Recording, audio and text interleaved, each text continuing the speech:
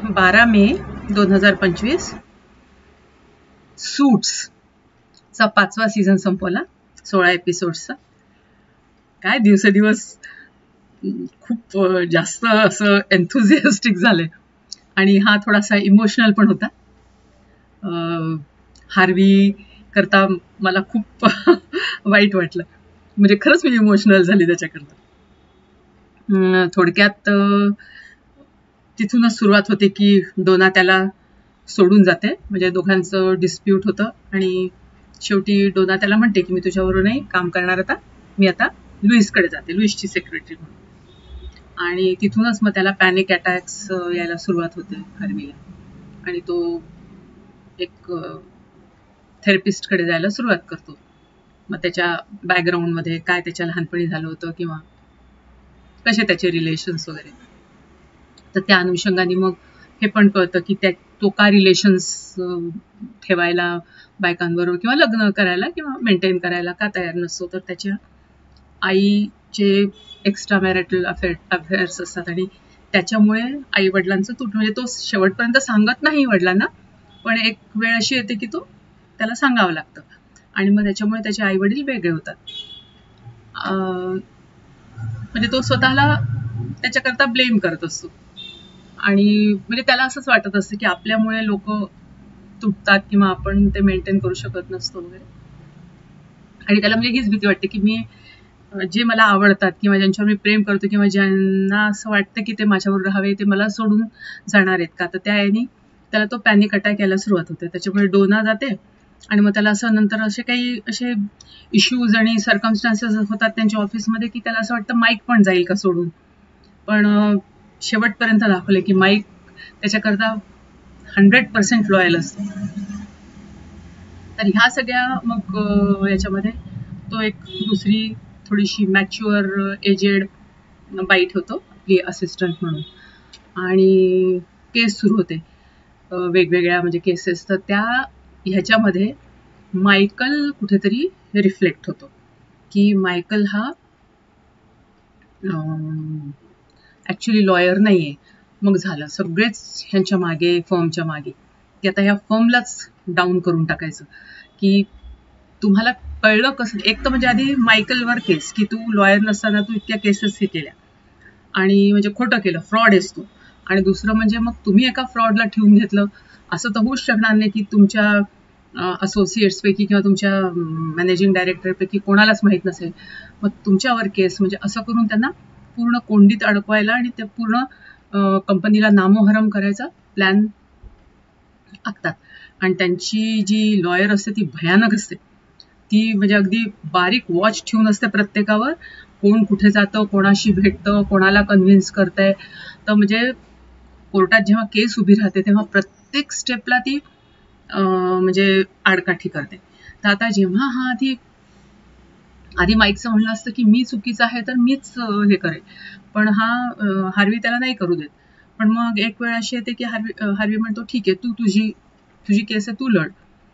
पण काही ना काही प्रॉब्लेम येतच राहतात. आणि शेवटी जेव्हा माईकला असं दिसून येते की आपल्यामुळे पूर्ण फर्म हे होते, तर ती जी अपोजिशनची जी वकील असते ती त्याच्यासमोर ऑफर ठेवते की तू जर स्वतः आपला गुन्हा कबूल केला माझ्या याच्यामध्ये, तर तू जसं म्हणतो तसं मी तुझ्या फर्मला हात लावणार नाही, हार्वी आणि यांच्या कोणाच्याच मागे जाणार नाही. आणि मग तो ती डील कबूल करतो की 2 वर्षाकरता मी जेलमध्ये जाईल.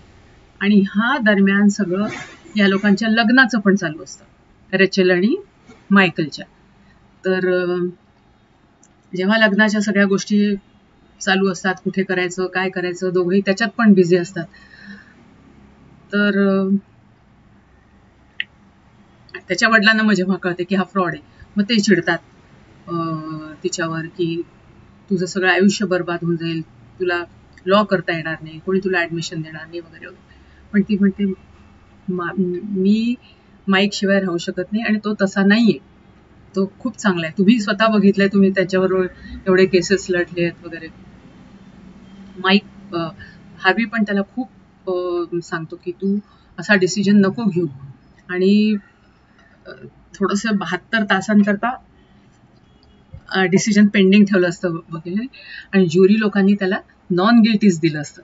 तर हा म्हणजे स्वतःवरचा रेचलनी म्हटलं असतं, हार्वीनी पण म्हटलं असतं की स्वतःवर विश्वास ठेव, घाई करू नको. पण त्याला अशी भीती वाटत असते की आपल्यामुळे हार्वी वगैरेंना जर जेलमध्ये जावं लागलं तर माईकला, म्हणून तो जाऊन त्या तिच्याशी वकिलीशी हे करतो, डील करतो की ठीक आहे, मी 2 वर्षाकरता जाईल, मी लिहून देतो की मी गिल्टी आहे, पण तुम्ही इकडे लावायचा नाही हात कोणाला.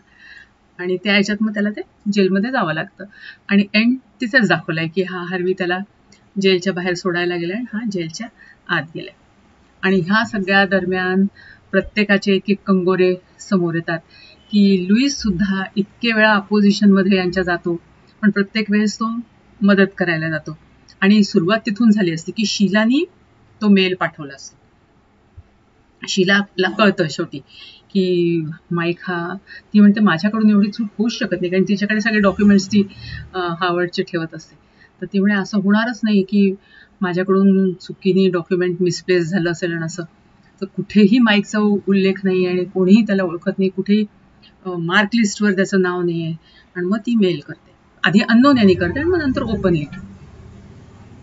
आता तिला मनवायला लुईस किती वेळा जातो, पण नाही शेवटी म्हणजे कुठलंच वर्कआउट होत नाही.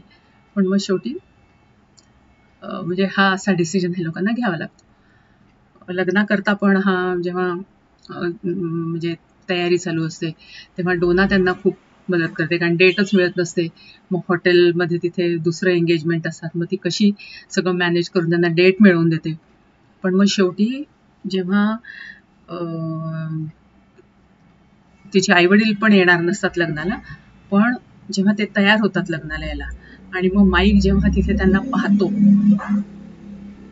तेव्हा तो त्याच्या वडिलांच्या म्हणजे रॉबर्टच्या चेहऱ्यावर जे एक्सप्रेशन्स बघतो ते बघून तो परत रेचलला समजवतो की आपण आजचं लग्न नाही करूया, कारण आपण आज लग्न केलं तर तुझ्यावर तो ठपका लागेल की एका फ्रॉडची तू बायको आहेस, तर त्याच्यापेक्षा 2 वर्ष वाट पाहूया, भले वाट पाहावी लागली तुला तरी चालेल, पण मग मी आल्यावर मी क्लीन असेल, मग तुझ्यावर कोणी ब्लेम करणार नाही की तू फ्रॉडची बायको आहे किंवा तुला ऍडमिशन देण्यामध्ये. तर लेट्स डू दॅट. आणि तो सरळ पॉली हार्वी बरोबर निघून जातो आणि सगळे मग बाहेरून बघतच राहतात की काय हे लग्नाचं चाललंय. आणि चर्चमध्ये पण माईक स्वतःचं म्हणजे कन्फेस करतो की मी खोटं बोललोय, मी फ्रॉड आहे, मी लोकांना असं असं फसवलंय. पण डिफेंड करताना कोर्टामध्ये तो खूप सुंदर सुंदर एक्झाम्पल्स देतो आणि खूप छान पद्धतीने स्वतःलाही डिफेंड करतो आणि आपल्या कंपनीला पण डिफेंड करतो. पण शेवटी काहीच होत नाही, म्हणजे मलाही वाटलं नव्हतं की एवढं असा जेल होईल किंवा इमोशनल एंड होईल. आणि हार्वीचं पण दरवेळेस अगदी तो स्कॉटीला जाऊन भेट, ह्याच्या लुईसच्या बहिणीला जाऊन भेट, लुईसला पण जेव्हा आपल्या बहिणीबद्दल कळतं की बहीण आणि त्याचं झालंय एकदा असं, तर तेव्हा त्याचं आणि माईक हार्वीचं पण भांडण होते, खूप वादावादी होते.